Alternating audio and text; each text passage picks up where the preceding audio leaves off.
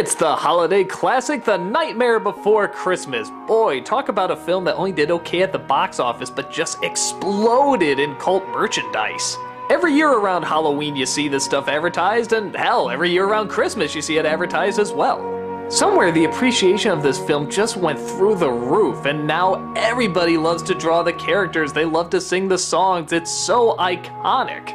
But once again, I almost feel like that can backfire and build it up too much for audiences that might be expecting something else. In a sense, that's kind of what I went through when I first saw it. And I saw it when it first came out. It was advertised on TV, Tim Burton's name was plastered all over it, and it came out around the same time that movies like Aladdin, Lion King, and so many other anime groundbreakers came out. So with that said, I thought there would probably be a few more adult jokes thrown in there, you know, like what they did with Robin Williams improvising and so on. But that's not the kind of movie it is. It's more a warped version of those stop-motion Christmas specials that you see every year, except dragged out to an hour and a half.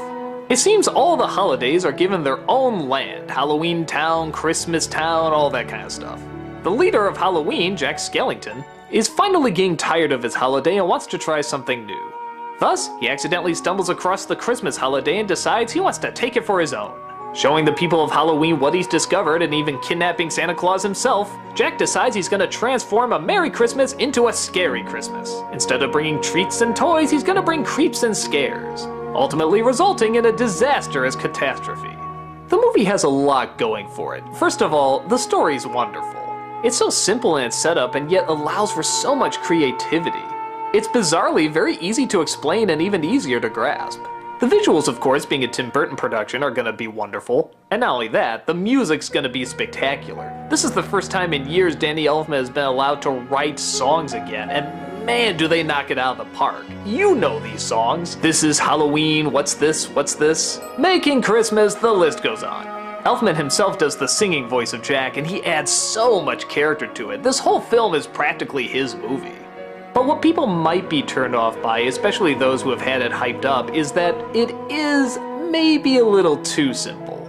At least for what people might be expecting. The movie doesn't have a lot of inside jokes or super clever writing, it's sort of very bare bones. Because of this, it doesn't allow for a ton of character or a ton of surprises, but that's not really the focus. It's supposed to operate more like a very basic fairy tale, like a book you'd read to your little kid. In fact, hell, it was originally a book, and in rhyme too. Some might have a problem with this, and it's understandable. They could have updated it a little bit more, they could have made the characters a bit more interesting. But for a lot of people, the simplicity is what draws them to it. It's a timeless story that can be told to anyone, and anyone can grasp it very quickly. It's similar to something like The Boy Who Cried Wolf. You don't need to know the boy's backstory, you don't need to know his character, you just need to know the very simple layout. Now, is that good for an hour and a half movie? Some would debate no.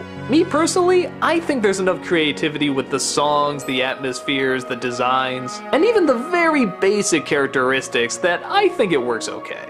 I'd be lying if I said this was one of my absolute favorite Tim Burton films. I mean, it's good and I really like it, and I can hear those songs over and over. But it's not something I really watch because the characters are so deep or the emotions are so rich. I'll watch something like Batman or Edward Scissorhands for that. Nightmare Before Christmas is just a very simple yet still very clever and creative kid's story. And like I said, the simplicity is what helps it sell and what helps it stay around for so long. I think that's one of the reasons it wasn't a monster hit when it came out, but people still seem to talk about it and buy merchandise from it all the time. They appreciate the basicness of it, in the same way they appreciate the basicness of Santa Claus, and can immediately connect it to the holiday, or in this case, 2 holidays. I say I appreciate it more than I like it, but I do still enjoy putting it on every once in a while. The songs, the imagery, the creativity, they're just a little too strong for me to resist. It's a simple film that knew just how much to deliver, and how much to let you take away from it. And it doesn't look like it'll be leaving anytime soon.